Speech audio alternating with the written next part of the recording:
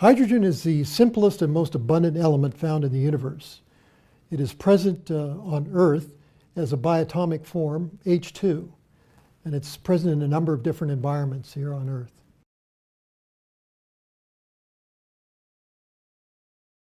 Well, primarily hydrogen is present as this bimolecular molecule. It is associated with a number of different environments. So it can be found, for example, in petroleum deposits. It can be found as a free hydrogen gas. And it can be found complexed in a number of different environments. For example, hydrogen dissolved in water. So what is hydrogen? It's the most abundant element in the universe. It's also the simplest element. It contains one proton and one electron. And that's why we like to show it in a very simplified format. It's a colorless, odorless, tasteless, non-toxic gas found in nature, as I mentioned, as H2. And you find H2 naturally. It's naturally in the soil. It's naturally in small amounts in the water. It's naturally, there's a very minute amount in the air that we breathe. But you can find higher amounts, for example, in oil wells or in deposits at the bottom of the sea that have trapped hydrogen. So it is available on our Earth as H2. So we know it as H2. Turns out it's a powerful antioxidant, but not too powerful. And this was one of the principal findings that was made in Japan by Professor Ota. He did an amazing study where he found that not only was hydrogen an antioxidant, that is, it was able to neutralize oxidative capacity in the cell, and I'll show you what that means in just a moment, but it was not too powerful because there's some very natural oxidants in our cells which are very important for signaling in the cell and for regulation of gene expression, so regulating our genes and so on. So it's important if we use an antioxidant that it's not too powerful. So it can neutralize or reduce very dangerous oxidants in our cells, and these dangerous oxidants account for a number of different problems, particularly in chronic illnesses. We have an excess of these produced in both acute and chronic illnesses. So it's something that we have to maintain control over in terms of maintaining control over our health. And the important thing, as I mentioned, hydrogen does not interfere with the signaling systems within the cell. So there's some very minor oxidants in the cell that are important in signaling and controlling gene regulation and so on. We don't want to interfere with those because that can cause catastrophic events.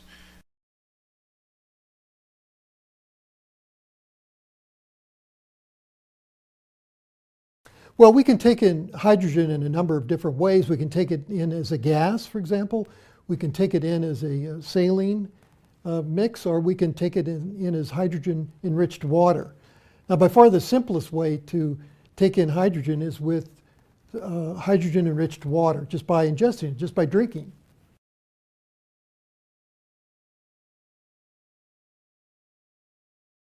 Probably the most dramatic health benefit is the fact that hydrogen is a very good antioxidant. So during problems with our health, for example, or during aging, or during other situations, acute and chronic illnesses, we overproduce oxidants in our system. And hydrogen is a very effective way of reducing the effects of those oxidants. It's also a very strong anti-inflammatory agent. And so there are a number of different ways that hydrogen can benefit us in terms of our health.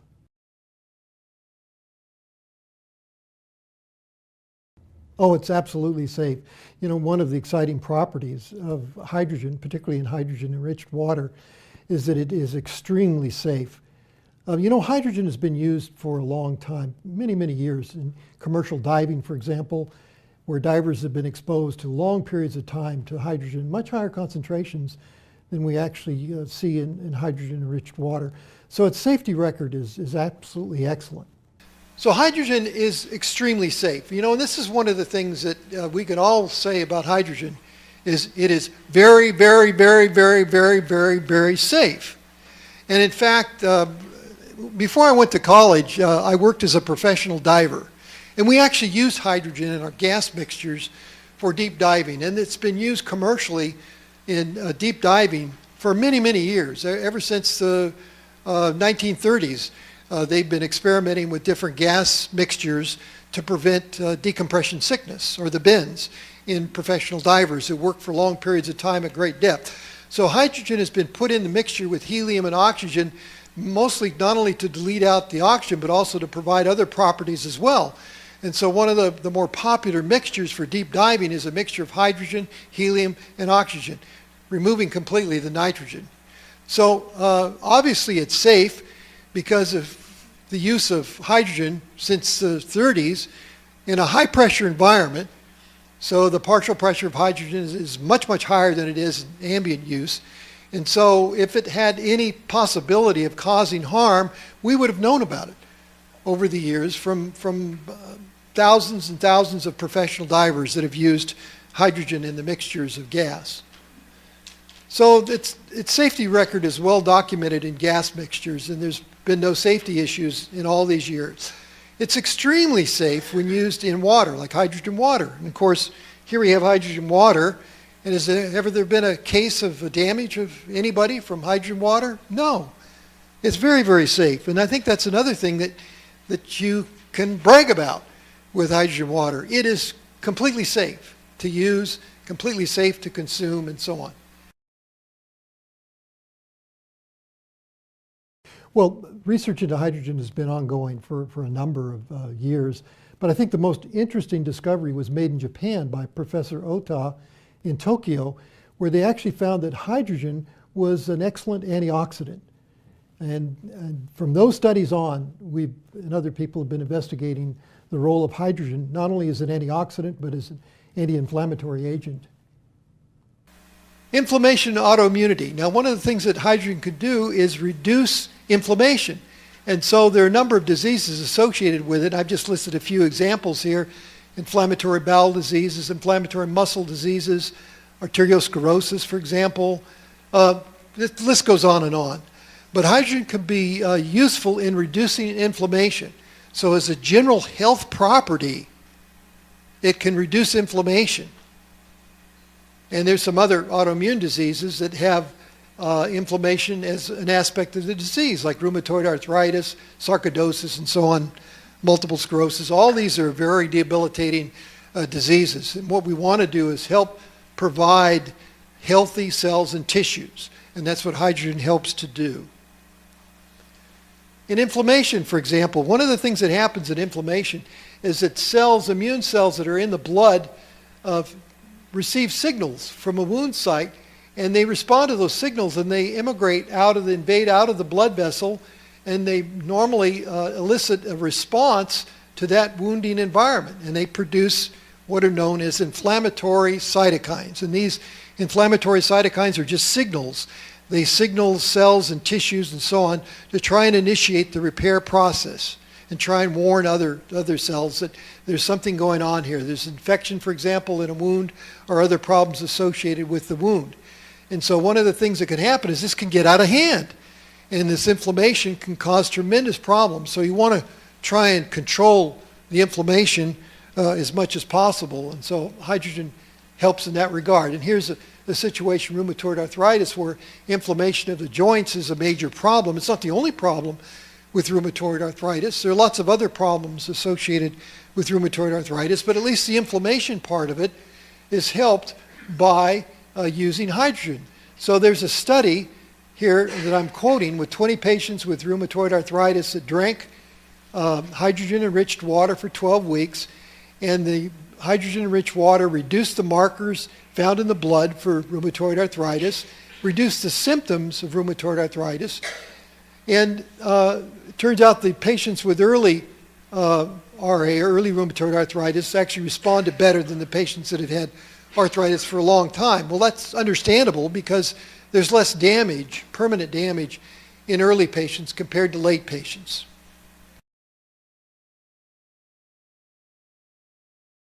You know, hydrogen has this very natural property where it can dissolve into and move across cell membranes. And of course, cell membranes separate every cell in our body. And even the central nervous system, which is separated by the blood-brain barrier, hydrogen can penetrate that. So essentially, hydrogen can get into any compartment within our body.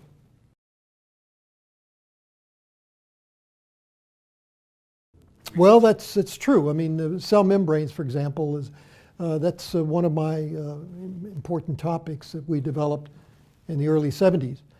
But I must say that hydrogen is a very, very interesting molecule in terms of its ability to penetrate not only into cells, but into the organelles inside cells and passing through various membranes. And therefore, it can virtually go everywhere in your body. And I think that's important for its health benefits.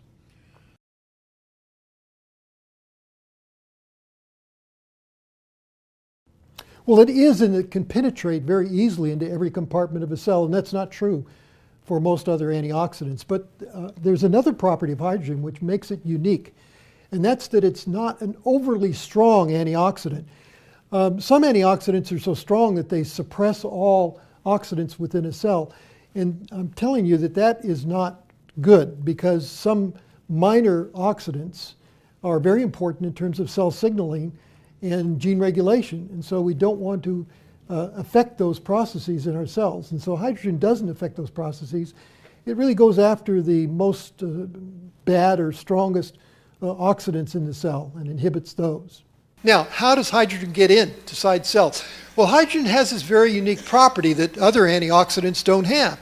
It can penetrate the cell membrane of a cell. Here's a cell, and this green barrier around here is the membrane around the cell, and hydrogen penetrates that fairly easily, and it gets into all the compartments of the cells. It gets into mitochondria, it gets into the nucleus, it gets into all these compartments of the cell, and it does that very easily.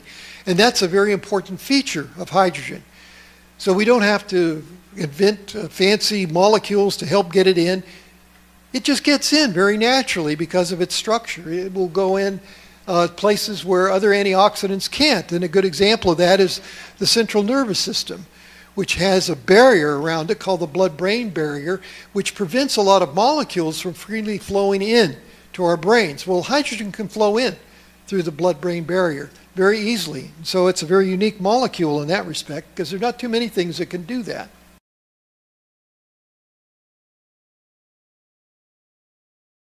Our tap water contains a variety of different chemicals, for example. It contains chlorine and a number of other components. So there is some concern about it, and I think this is where hydrogen-enriched water could be very helpful.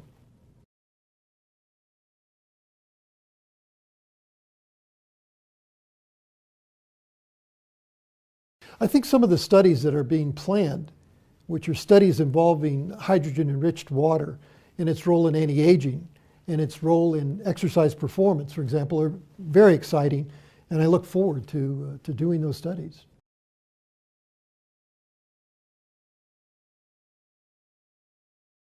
Well, we're very interested to see if hydrogen water can actually enhance an individual's performance, but also we want to see if it enhances or increases their ability to recover from exercise. And this is very important because recovery involves the repair process of cells. And hydrogen-enriched water may actually be very useful in that repair process.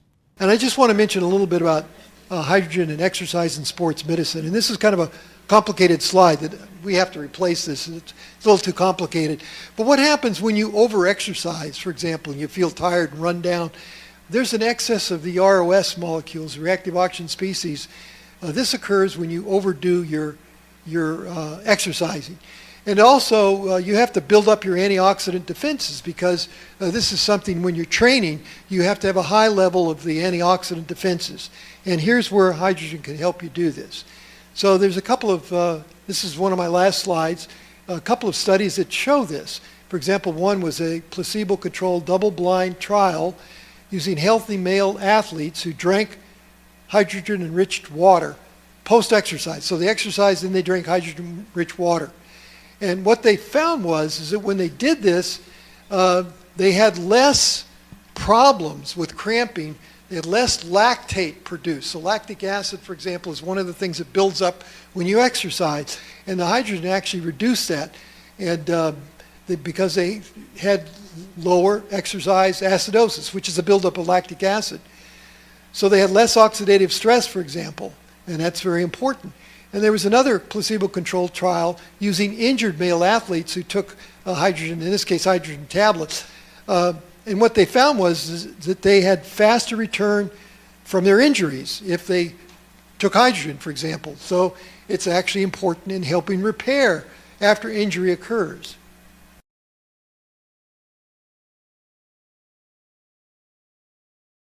Well, I think we're going to concentrate on some of the cosmetic benefits of hydrogen-enriched water in terms of anti-wrinkle and skin quality. And that's one area that we're very interested in. But there's some other anti-aging effects as well. And we'll have to go into those in more detail later. Now let's talk a little bit about skin and aging, because as we age, we all know that our skin gets damaged.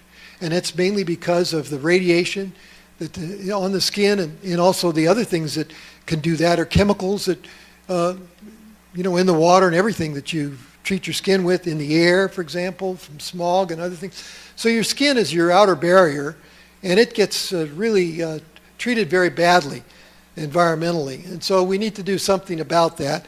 And hydrogen water turns out to be very good for protecting the skin, protecting not only against the damage of ultraviolet radiation, which can damage it and cause an increase in these bad ROS again, causing all kinds of damage, or in the case of chemicals, can do the same thing.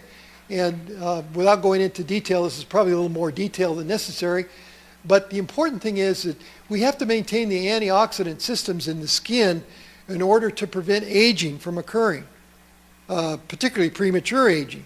So if you want to prevent aging in the skin, you need to protect the skin from these ROS molecules, and hydrogen water is one way to do that. And I have a couple of studies here on hydrogen, skin, and anti-aging.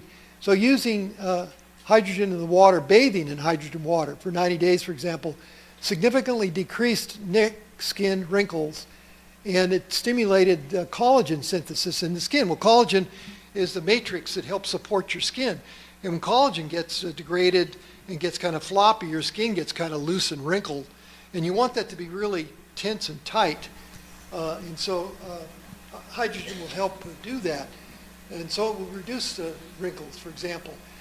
Drinking hydrogen water shows, in this particular study, a significant decrease in oxidative damage and oxidative enzymes that damage. So this is an important procedure for anti-aging. I'm just about done.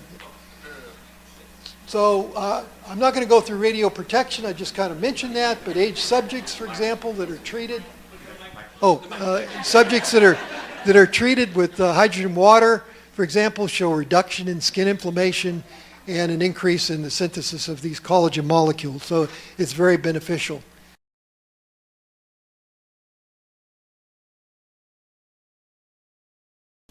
Our hydrogen-enriched water comes from Japan.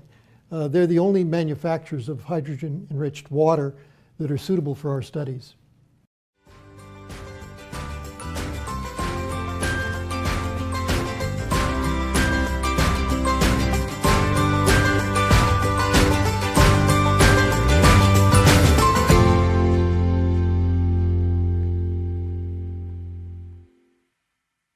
Masuk ke dalam tubuh Anda, ya. Begitu hidrogen ini masuk, nah dia akan ikat, diikat dia, ikat, kamu keluar. Jadi begitu diikat, ya, itu jadi H2O, ya. Jadi apa? H2O jadi apa nih? Air, betul ya. Jadi kalau Anda minum izumio, nanti dia ke dalam tubuh dia akan bersihkan, ya. Jangan hanya mukanya dibersihkan, rambutnya dibersihkan, ya. Ya, dalam tubuh ini harus dibersihkan. Caranya apa? Kasih hidrogen izumio, ya. Nah, untuk di sini Bapak Ibu,